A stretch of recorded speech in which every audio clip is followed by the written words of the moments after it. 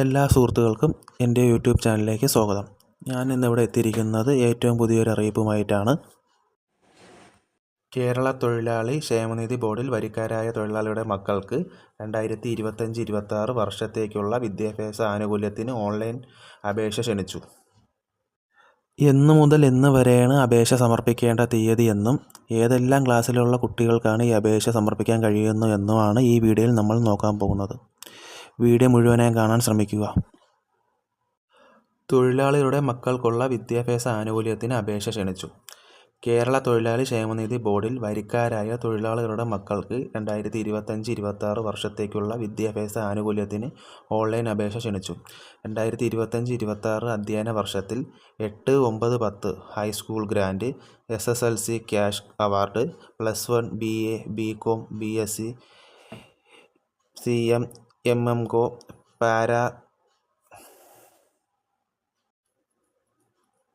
MSW, MSc, B.Ed professional കോഴ്സുകളായ engineering, MBBS, B.Ed pharm D, BSc nursing, professional PG കോഴ്സുകൾ, polytechnic, diploma, TTC, BBA, diploma in nursing, paramedical course, MCA, MBA, PGDCA, engineering, lateral entry, agriculture, veterinary, homeo, B.Pharm, ആയുർവേദം, MLB 3 വർഷം, 5 വർഷം, BBM fisheries,